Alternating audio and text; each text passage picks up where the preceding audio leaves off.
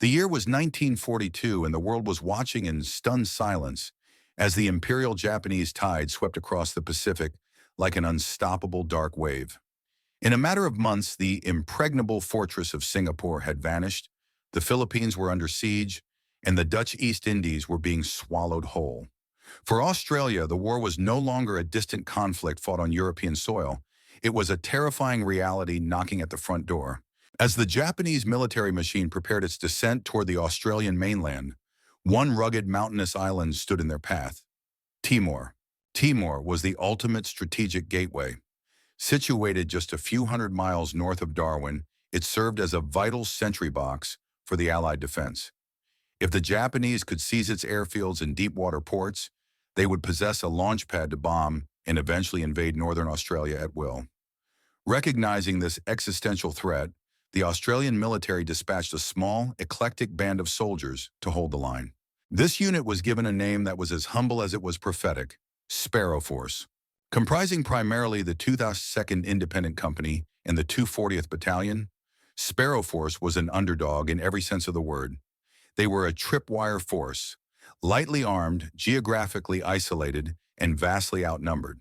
While the Japanese were mobilizing thousands of battle-hardened veterans supported by heavy artillery and absolute air superiority, the Sparrows arrived with little more than bolt-action rifles, a few machine guns, and a spirit of rugged independence. The Allied High Command's expectations were grimly realistic. The mission was not necessarily to win a decisive victory, but to hold for as long as possible. It was a mission of delay, a sacrificial play meant to buy the Australian mainland precious weeks to fortify its defenses. The soldiers of Sparrow Force were under no illusions. They knew they were being sent into a meat grinder. Yet there was a fragile, defiant hope among the men.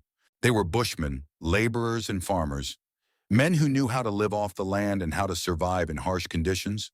As they dug into the limestone ridges and prepared their positions in the humid shadow of the Timorese peaks, they represented the final thin line of defense for their families back home. The Sparrows were small, and the Imperial Hawks were closing in, but the stage was set for a confrontation that would defy every military prediction of the 20th century.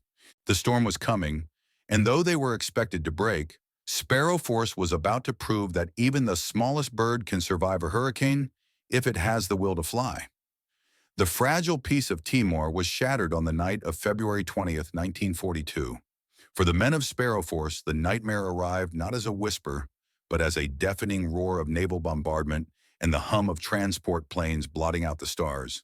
The Imperial Japanese Army launched a massive, multi-pronged assault, landing thousands of elite paratroopers and Marine units at both ends of the island. It was an overwhelming display of force designed to crush all resistance within 48 hours. The initial engagement was a scene of pure, unadulterated chaos. Despite their bravery, the Australian and Dutch defenders were caught in a steel vise. The 240th Battalion, positioned near the strategic airfields, found itself surrounded by paratroopers dropping directly onto their positions while heavy infantry pushed from the coast.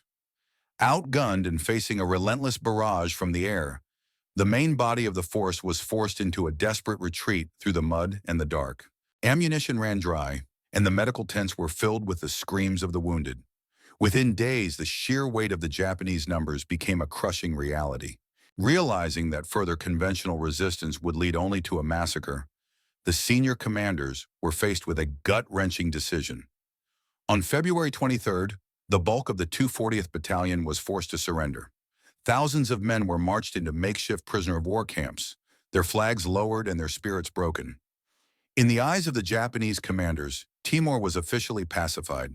They sent victory cables to Tokyo, declaring the total annihilation of the Allied presence on the island.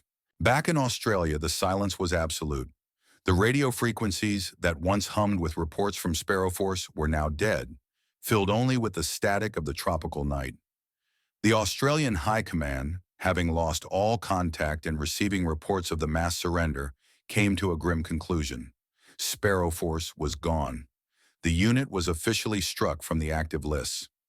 Families were sent telegrams informing them that their sons and husbands were missing, presumed dead.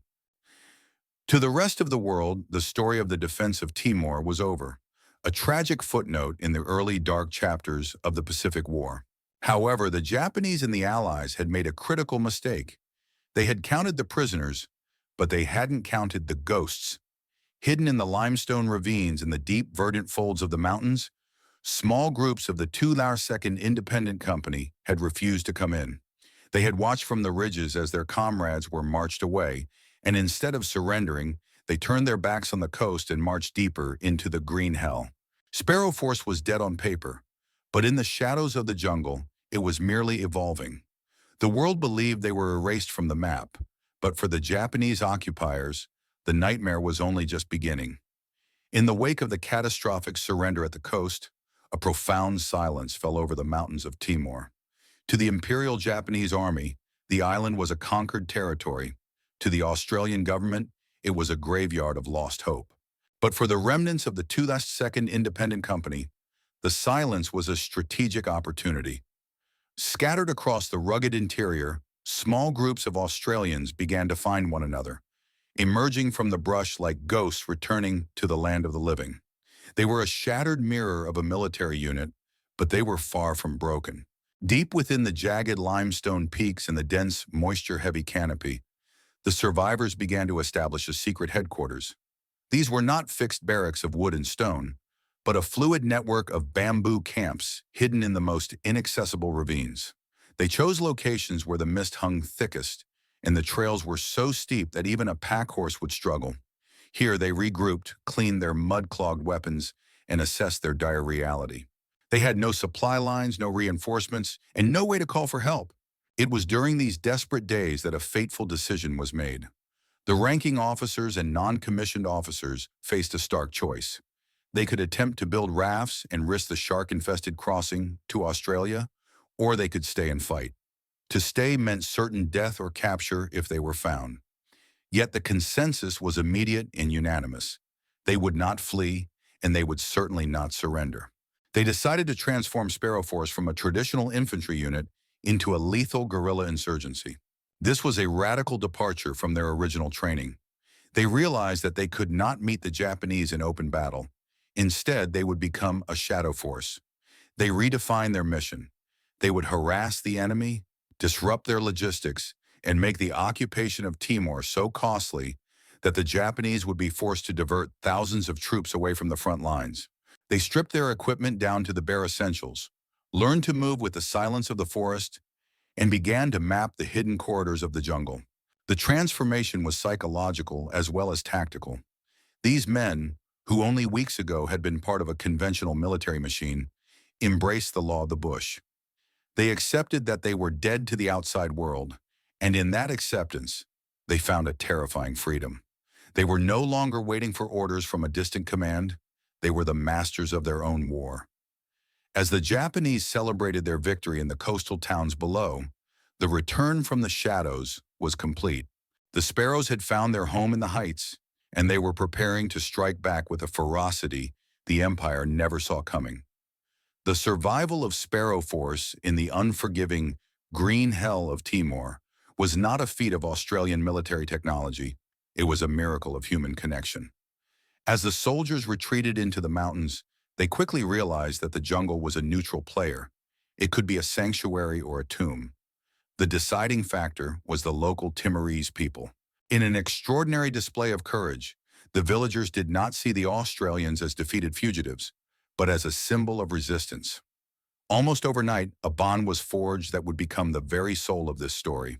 Central to this alliance were the criados, young Timorese men and boys who attached themselves to individual Australian soldiers.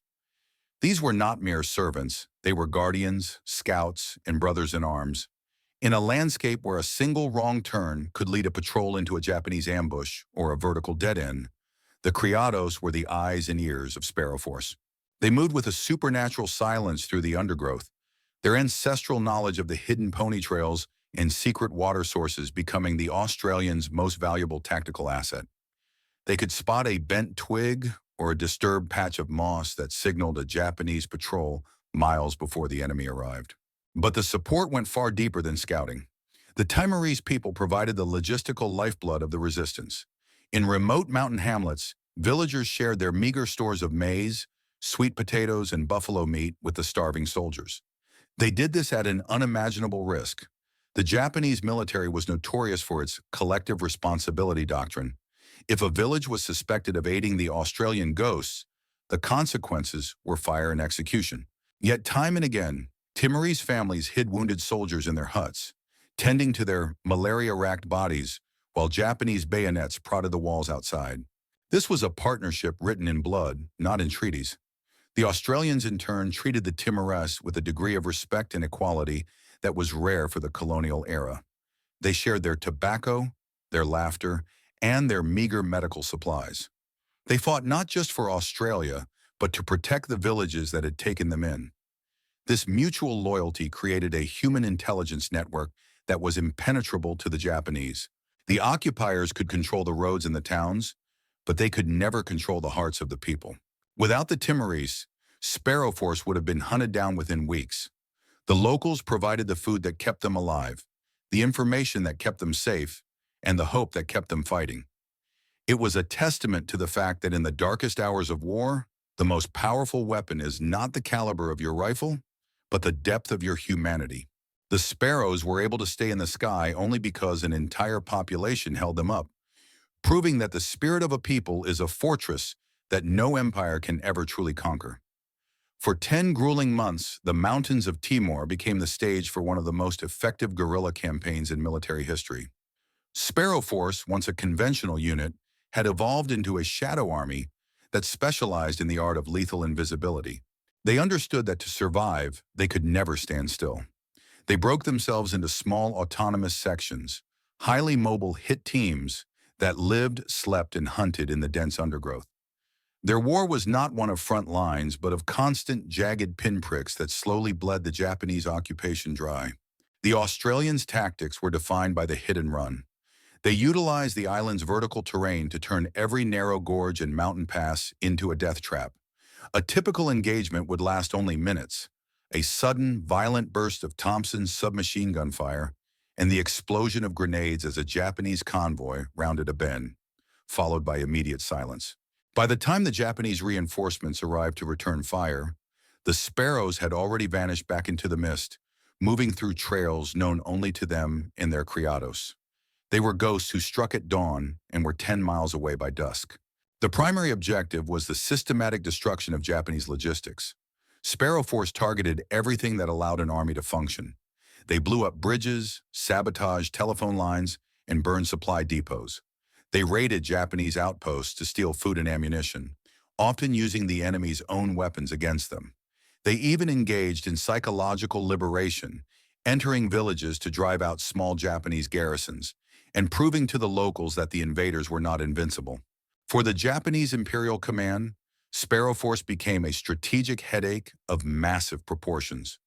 What was supposed to be a pacified outpost had become a zone of constant fear. Because the Australians were so elusive, the Japanese were forced to commit an absurdly disproportionate number of troops to the island. At the height of the campaign, nearly 12,000 elite Japanese soldiers, including the veteran Tiger Division, were tied down on Timor just to hunt a few hundred Australians. These were frontline troops who were desperately needed in the critical battles of Guadalcanal and New Guinea. The psychological toll on the Japanese soldiers was devastating. They were exhausted by the altitude, ravaged by tropical diseases, and terrified of an enemy they could never see but who seemed to be everywhere. The Japanese began to report encounters with invincible phantoms who appeared from the trees and vanished like smoke. By forcing the empire to waste precious resources, manpower, and morale on a worthless mountain range, Sparrow Force achieved a victory far greater than their small numbers suggested. They had turned Timor into a cage for the Japanese, proving that a handful of men who refuse to quit can disrupt the gears of a global empire. By April 1942, the situation for Sparrow Force was reaching a desperate breaking point. While they were winning the tactical war in the jungle, they were losing the war of attrition. They were out of medicine, their boots were rotting off their feet, and most critically, they were down to their last rounds of ammunition. Without a link to the outside world, they were merely a lost tribe, destined to fade into the emerald silence of the mountains. They had been dead to the Australian government for 2 months, and unless they could scream across the Timor Sea, they would soon be dead in reality. The task of resurrecting the dead fell to a handful of Signals personnel led by Captain Max Lovelace. Their mission was a feat of pure, desperate genius. Build a high-powered radio transmitter with no tools, no spare parts, and no blueprint. What followed was a scavenging campaign that would make any engineer marvel. The men raided bombed-out houses and ambushed Japanese supply columns, not for food, but for technological gold. They collected copper wire from old telephone lines, scavenged valves from broken broadcast receivers, and liberated solder from the ruins of Dili. The device that emerged from this chaos was a Frankenstein's monster of electronics. The chassis was hammered together from scrap metal and wood. The components were held in place by ingenuity and prayer. For power, they used old car batteries that were hauled by hand over grueling mountain ridges to be charged by a makeshift generator. A motor scavenged from a destroyed vehicle, fueled by petrol stolen from Japanese drums. They named the contraption Winnie after Winston Churchill, the bulldog symbol of British resistance. On the night of April 20th, 1942, in a shivering mountain hut, the Signals team finally managed to coax Winnie into a hum. Sergeant Jack Sargent sat at the key, tapping out a frantic, rhythmic signal in Morse code toward Darwin. At the receiving station in Australia, the operator was skeptical. Every report indicated Sparrow Force had been annihilated weeks ago. He suspected a Japanese ruse and sent back a cold, coded challenge. "Is Jack Sargent there? What is his wife's name?" When the answer, Kathleen, pulsed back across the static of the Timor Sea, the room in Darwin erupted in stunned silence, then jubilation. The ghosts had spoken. The message was clear. Sparrow Force is still alive and fighting. The impact of Winnie the War Winner cannot be overstated. It was the ultimate psychological victory. It turned a band of fugitives back into a recognized military unit.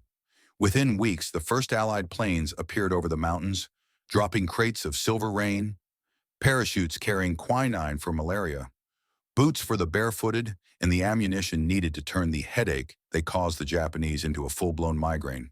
Through a pile of scrap metal and the brilliance of a few determined men, Sparrow Force had conquered the isolation and proven that the dead can indeed return to lead the fight. By the end of 1942, the saga of Sparrow Force had reached its inevitable climax.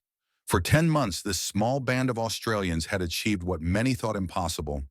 They had survived, they had communicated, and they had conquered the fear of a superior enemy. However, the Japanese Imperial Command, stung by the humiliation of being held at bay by phantoms, launched a final, massive offensive. They flooded Timor with fresh, battle-hardened troops and implemented a scorched earth policy, burning entire mountain ranges to flush out the guerrillas. The Allied High Command realized that while the Sparrows were invincible in spirit, their bodies were failing. The extraction was a series of daring midnight operations that felt like a scene from a thriller. In December 1942 and January 1943, Allied vessels, including the Dutch destroyer Tjerk Hiddes, slipped through the Japanese naval blockade under the cover of a moonless sky. The Sparrows emerged from the tree line for the last time, skeletal figures with long, matted beards, wearing uniforms that were more holes than fabric. As they were rowed out to the waiting ships, they looked back at the jagged peaks that had been their fortress. They were leaving behind the jungle, but they were carrying with them a set of statistics that would leave military historians speechless. The numbers revealed a victory of staggering asymmetry. Throughout the 10-month campaign, Sparrow Force, a unit of roughly 700 men, had managed to inflict approximately 1,500 to 2,000 casualties on the Japanese Imperial Army. In a shocking contrast, the Australians had lost only 17 men in combat during that same period. This kill-to-loss ratio was unheard of in the Pacific Theater. It was a testament to the effectiveness of their hit-and-run tactics, their superior knowledge of the terrain, and their refusal to engage on any terms other than their own. More importantly, the strategic impact was even greater than the body count. By staying in the fight, these ghosts had forced the Japanese to divert an entire division, over 10,000 elite troops, to a single island. These were soldiers who could have turned the tide at the Kokoda Track or Guadalcanal. Instead, they were stuck chasing shadows in the Timorese fog. The Sparrows had effectively neutralized a force 20 times their size without ever fighting a major pitched battle. As the ships pulled away from the coast, the legend was sealed. Sparrow Force had entered the war as a tripwire, expected to break in days, but they left as one of the most successful guerrilla units in history. They had survived the annihilation of their unit, the isolation of the bush, and the relentless pursuit of an empire. They proved that a soldier is never truly dead until he chooses to stop fighting. The legend of Sparrow Force ended not with a surrender, but with a silent, defiant withdrawal, leaving the Japanese to occupy an island that they had never truly conquered. The departure of Sparrow Force from the shores of Timor marked the end of a military operation, but it was the beginning of a profound moral legacy. While the Australian soldiers returned to their homeland as legends, living proof that the spirit of a digger could not be broken by isolation or empire, they left behind a debt that could never be fully repaid. The story of Sparrow Force is not just a tale of military strategy. It is a haunting meditation on the cost of loyalty and the enduring bond between two peoples. The price of loyalty for the Timorese people was staggering. In the wake of the Australian extraction, the Japanese Imperial Army unleashed a wave of systemic vengeance upon the local population. Infuriated by the locals' role in shielding the ghosts, the occupiers launched a campaign of terror that turned the mountains into a scene of mourning. Villages were razed, livestock was slaughtered, and thousands of men, women, and children were executed for the crime of providing a bowl of maize or a secret trail to a starving Australian. It is estimated that up to 60,000 Timorese perished during the occupation, a sacrifice of such magnitude that it remains a bleeding wound in the history of the region. This tragedy forged a legacy of mateship that transcended the war itself. For the survivors of Sparrow Force, the war didn't end in 1945. For decades, the veterans of the 2-hour-second independent company became the most fierce advocates for the Timorese people, lobbying the Australian government for aid and recognition of the debt owed to their silent allies. They never forgot the criados who had carried their packs and the families who had risked everything to hide them. This bond became a cornerstone of Australia's modern relationship with Timor-Leste, influencing everything from the 1999 peacekeeping mission to humanitarian efforts today. The primary lesson of Sparrow Force is one of asymmetric resilience. They prove that in the theater of war, victory does not always belong to the army with the most tanks or the loudest guns. It belongs to the side that refuses to be erased. They demonstrated that even when a unit is declared dead, it remains a lethal threat as long as its members maintain their integrity and their connection to the people. Sparrow Force was a masterclass in the power of the underdog, a reminder that a small, persistent bird can indeed disrupt the flight of a hawk. Ultimately, the legacy of Sparrow Force is a story of loyalty without a treaty. It was a promise made in the shadows of the jungle, signed in blood and shared sweat. Today, we remember these men and their Timorese brothers not just for the battles they won, but for the humanity they preserved in the face of absolute darkness. They remain a symbol of the idea that no force is truly defeated as long as one soldier stands firm, and no debt is forgotten as long as the story is told. The Sparrows of Timor may have left the island, but their spirit remains etched in the limestone peaks, a testament to the fact that courage, once sparked, can never be truly extinguished.